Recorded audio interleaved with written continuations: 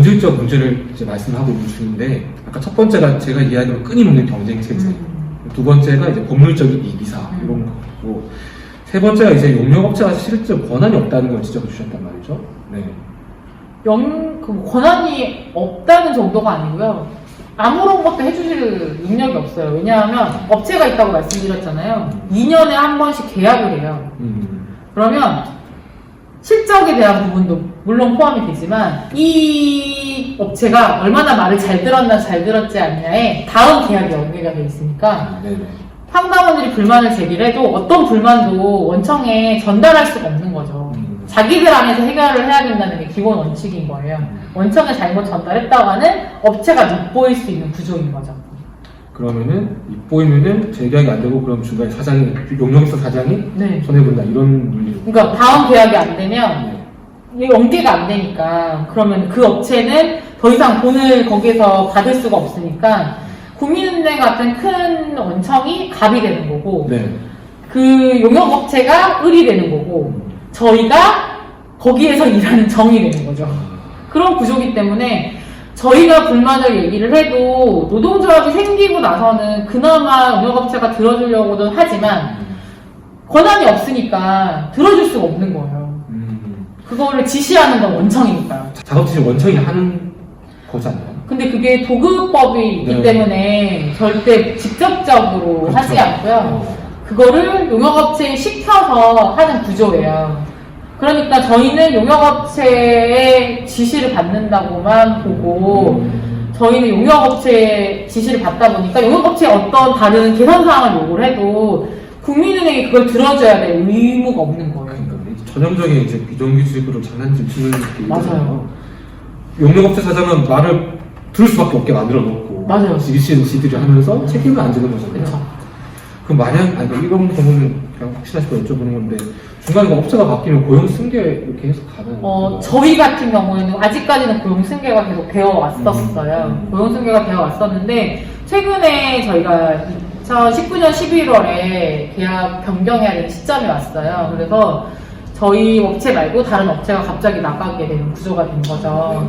근데 그런 구조가 됐을 때 그나마 이번처럼 다른 업체가 인수를 한다고 해서 승계를 할 수 있는 구조가 된 경우도 있고요. 가끔 저희 용역업체도 그런 협박을 해요. 노동조합한테도. 어떤 협박을 하냐면, 노동조합이 있는데 다른 업체가 너네를 계약 승계를 해주겠냐. 네, 그런 식으로 말을 하면서 노동조합이 있으니까 다른 업체들이 가져가지 않으려고 해서 너네는 고용승계가 어렵게 될 수 있다. 이런 얘기를 할 정도로 그 용역업체는 고용승계, 그러니까 고용승계가 아니고 다음 계약기간 안에 승계가 되는 게 항상 목표이고요. 입찰 형식으로 진행이 되지만 여기 나름의 지식과 기술이 있거든요.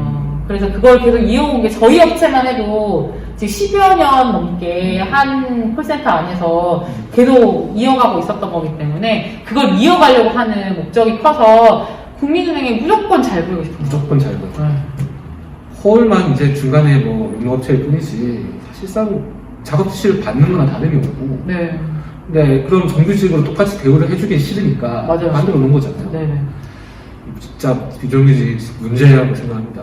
끊임없이 경쟁을 시키는 구조, 법이 있지만 실질적으로 보장하지 못하는 법률적 이비사항, 그다음에 아무것도 해주지 못하는 용역비상, 이런 구조적 문제가 확실히 있는 것 같고, 이후에 그럼 해결책은 뭔지 한번 더 얘기를 해보도록 하죠. 저희는 일단은 뜬구름 잡는 얘기일 수도 있어요. 근데 저희가 사실 요즘에 공기업이나 공사 같은 곳은 어느 만큼 전환이 돼서 공사나 공기업 안에도 콜센터가 있는 경우들이 있어요. 네. 그런 부분들은 전환되는 것도 들어보셨을 거예요. 서울시 다산 콜센터 사례가 되게 아주 좋은 사례라고 저희들은 생각하고 좀 부러운 사례이기도 하거든요. 근데 그렇게 정규직 전환이 되면 일단 경쟁 구도가 사라지기 때문에 상담원들이 화장실 가고 싶을 때 갈 수 있고, 그리고 정말 근무를 태만하지 않는 이상 정말 열심히 일할 수 있으면서도 마음 편하게 일할 수 있어서 조금 스트레스를 내려놓을 수 있는 구조가 발생이 되고요. 그리고 이 용역업체라는 구조상으로 그대로 간하는 계속 경쟁 구도로 가고 가불관계에 대한 부분은 계속 유지가 되고, 그러다 보니까 이 구조 자체가 바뀔 수가 없어요. 근데 지금 이런 구조가 생긴 지가 너무 오래됐고 그 오래된 게 계속 유지가 되고 거기에 또 여성들이 대부분 맞아요. 한다는 것 때문에 노동조합이 거의 없었던 상태였어요. 그러다 보니까 근무 환경은 개선이 되지 못하고 계속 그 악영향이 또 악영향을 낳는 상태가 계속 반복된 거죠. 그래서 그 구조 자체가 바뀌지 않으면 어려울 거라고 생각하고 직접 고용을 하는 게 가장 현실적이고 그리고 가장 이상적인 방법이긴 해요. 근데 저도 지금 현재의 구조에서 바로 그렇게 하는 건 되게 어렵다고 생각하거든요. 그래서 제가 생각하기에는 저희처럼 민간기업의 경우에는 정말 경쟁구도라도 없으려고 하면 자회사 하나로 통합을라도 해야 달라지거나 저희가 이제 은행 특성상 대출이나 예금, 인터넷 뱅킹 뭐 이런 식으로 업무를 나누게 돼 있어요. 네. 그 업무를 나눴을 때 그 한 업무에 대한 거는 한 업체가 맡는 거예요. 일단 당장에 대한. 그러면 이 업체 하나에서도 경쟁이 되질 않는 거죠. 왜냐면 대출팀하고 예금팀을 같이 경쟁을 시킬 수는 없잖아요. 그렇죠. 구조 자체가 다르고 대기하신 고객님들이 다르기 때문에. 그래서 그렇게라도 해서 경쟁 구도를 일단 풀지 않으면 거기부터 풀기 시작해야 나머지도 풀려져 가는 구조인 거죠. 그렇죠. 앞으로 해결할 건 분명히 많이 있지만 첫 발을 뜬다면은 네. 이제 경쟁 구도부터 없애는 게 필요하다. 네. 이런 말씀해 주신 것 같아요. 혹시 뭐 회사에 좀 씨알이 먹히나요? 전혀요. 전혀요. 국민은행하고 얘기를 하기 위해서도 여러 차례 요구를 했고요. 사실 제가 노동조합 처음에 만들 때 다들 그렇게 얘기했었어요. 콜센터의 노동조합? 뭔 소리야? 막 이랬었어요.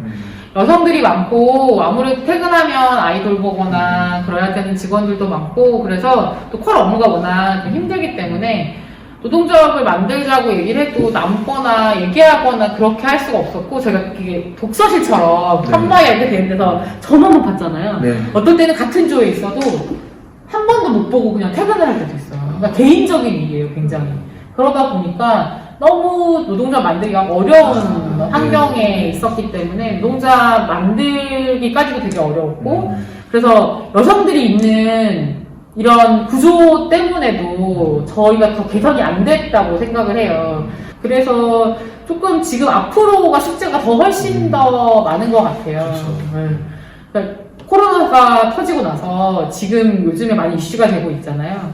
아, 저런 데서 일했어? 그러니까 오늘 어제 보도가 되고 오늘 출근을 했는데 직원들 말이 가장 슬펐던 게 엄마 이런 데서 일했어?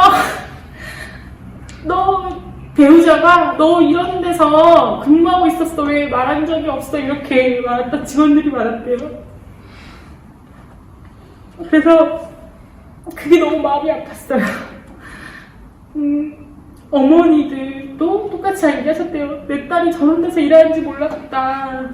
그렇게 얘기하셨다고 하시더라고요. 죄송합니다. 아닙니다.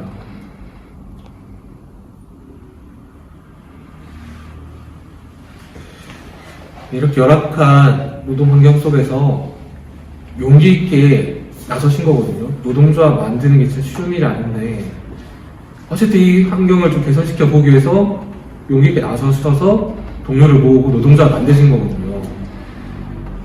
들으셔서 알겠지만 진짜 해결될 문제가 많습니다. 하지만 첫 발을 띄고 두 번째 발을 띄면서 나가려고 하는데